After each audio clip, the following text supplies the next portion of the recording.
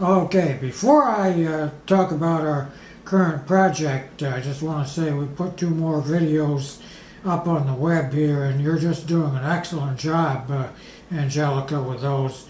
They couldn't be better, I mean, as far as from my perspective. Thank you, Don. Right now, they really are coming along great. And this is our next project with the fish tank, and we've been working on this for, I don't know, it's been approximately about a year here. So we've been doing this, and this is our next stage. We're going to see if we can reduce the shrimp here and have feed for the fish and whatever Angelica's trying to accomplish here. And we're going to do, and it's going to be another one of our great projects here. Do you want to tell them about your brine shrimp when you were a kid? Okay, when I was going to Day Junior College down in Miami, Florida in 1969, my mother and I came across a project. Mom was a big help to me getting through college, and anyway, this particular project was something they were to do with. We had a package of these little powdered things, and they were called sea monkeys. This was for a biology class, and what the sea monkeys, you had this little package, and Mom took the package and she put them in water, and it said that it will produce life. It will produce these little animals, and they would be there for a short amount of time, you know. And it actually, the experiment did what it said it was supposed to do. It did produce life and did produce these little sea monkeys, which wobbled around in the water and were kind of cute and all of that. So that was my first project in doing something like this. And this project we're doing now, Angelica and I are involved in, just reminded me a lot of that. The amazing live sea monkeys are back! 45 years ago, the world went bananas for these amazing instant pets. They grew them, loved them, raced them. Then in the 1980s, the amazing live sea monkeys were brought to life with their own TV program. Incredible! Now, after being subjected to scientific experiments, they're back with some amazing new ways to grow them and show them. On the moon, in the sea, on Mars, and many more. Join in the fun and grow your own sea monkeys today. You'd be a monkey not to. Well, if any of you have ever had sea monkeys, they actually are just brine shrimp. They're being packaged, obviously, as something cute and adorable, but they're really just little old brine shrimp. Anyway, so we're going to start this project, or this is the hatching part of the project. We've already prepared the fish there. We've had a little discussion with them, letting them know they're going to have a treat. I don't know if they really listened. We went shopping and got the things we needed, and now we're going to mix up the brine shrimp recipe, and hopefully we will have some little hatched brine shrimp in 1 or 2 days. Okay, so Don is sitting here with us so he can supervise and let me know what I'm doing wrong. But this is what we're supposed to do to hatch brine shrimp. What you're going to need is a mug warmer or a candle warmer. Either one of them will do. They get to a temperature of about 90 degrees. So in order to dissipate the heat, so it's about 80 degrees, you're going to use a bowl of water. And I'm using a flat bowl, flat bottom bowl, so that the heat dissipates evenly.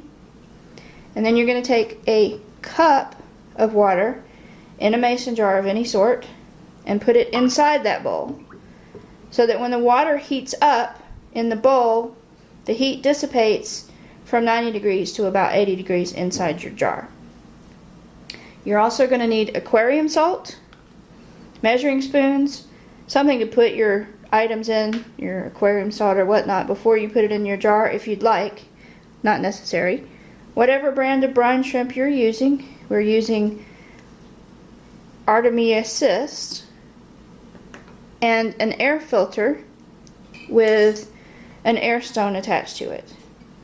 You're also going to need a pinch of baking soda, which is not shown in this frame, but you are going to need that. And here we go.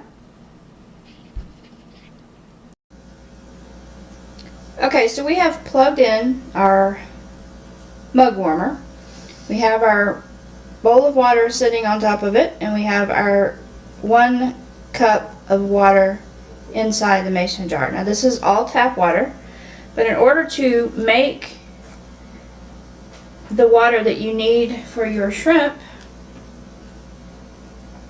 usable, you're going to have to create artificial seawater, and we do that by adding a teaspoon of salt.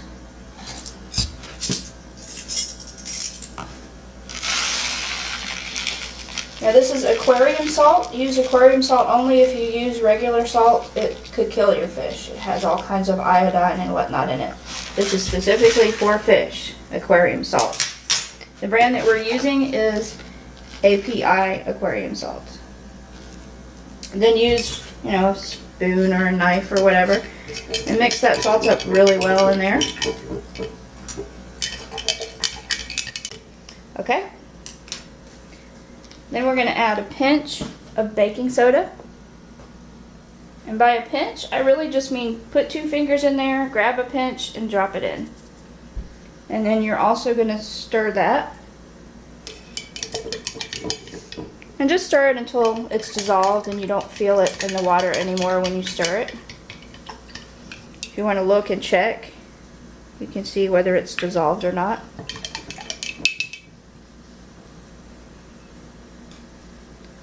Okay, and then we're going to measure out our brine shrimp to put in there.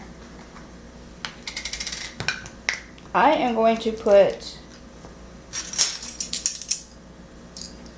1/4 of a teaspoon,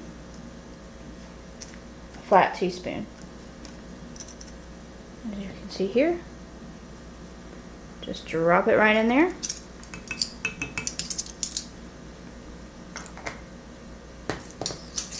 And then you're going to want to stir that up too.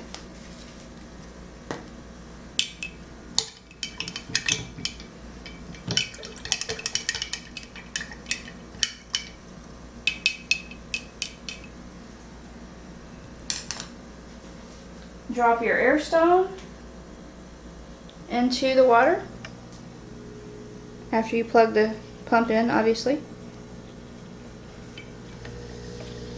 And it will start bubbling. Now, the air stone is not necessary, but it does speed up the hatching process. And then you let it sit for about 24 hours, and then you check them to see how they're doing.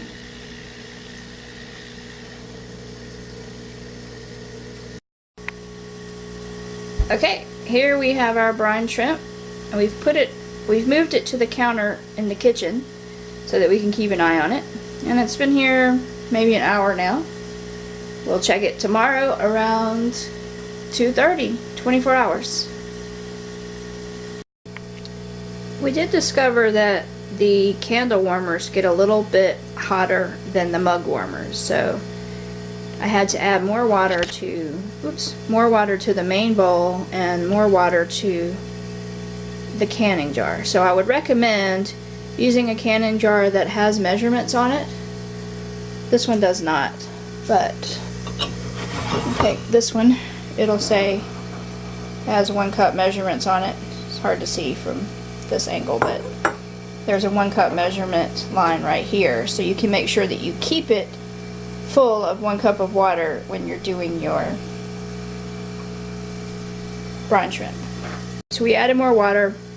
We've still got about 3.5 hours before we check it, but it looks like we've got some little brine shrimp swimming around in there. And what I've done over the past day is just sort of take the bubbler and just kind of move it around in the jar, swish the jar around a little bit so that the eggs move around a little bit more, because the circulation really helps with the hatching. Okay, it's been 24 hours and we are checking on our brine shrimp. I've turned off the airflow and I have turned off the heater element. Okay, so it looks like we got some baby brine shrimp here. It's really hard to see them maybe Louie can smell them, I don't know, but see all those little buggers swimming around in there? There's some that didn't hatch, but that's okay. We're going to have a method for keeping those and reserving those for the next batch and see if we can get more out of it. Okay, so we've put a coffee filter, just a regular cheap coffee filter, over a cup and then put a rubber band on it. And I'm going to pour the living brine shrimp over it and filter the water out.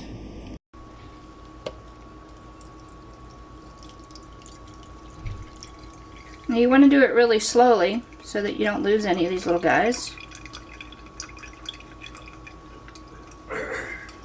And you can see them, just little brown specks.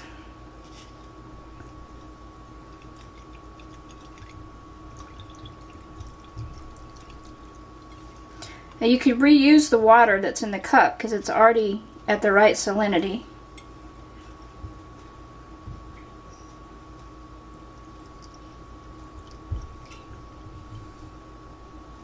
Now, a mistake that's really easy to make is letting the water boil out so that you don't have a whole 16 ounces of water in this jar. But you don't want to do that because it'll end up increasing the temperature in the jar. And you'll end up actually cooking them instead of hatching them. The eggs that didn't hatch, it's still okay to feed those to your fish. So you don't have to worry about, reserving any of the eggs unless you just want to go through another process and try to hatch them, because they still may hatch. Sometimes it takes 48 hours to hatch. Okay, once you have all the salt water drained out of the filter, you're going to take your filter off. And you're just going to rinse the brine shrimp before you feed them to your fish because you want to get that salt off of there. Just a nice, cool rinse. And let the water drain out of it again.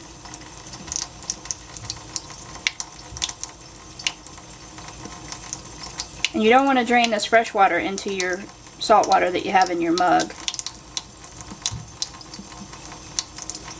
So I usually do it just twice, just 2 quick rinses of fresh water.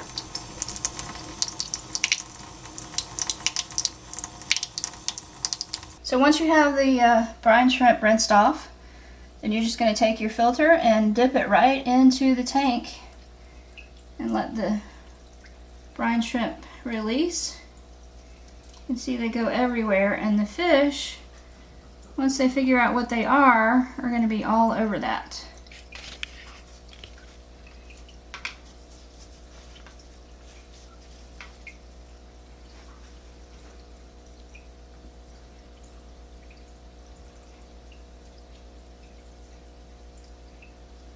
They smell them, they know they're there, but they're used to regular food, so they'll have to get used to these little swimming critters. Now the little fish down here, you can see they're eating them already. And so is this guy.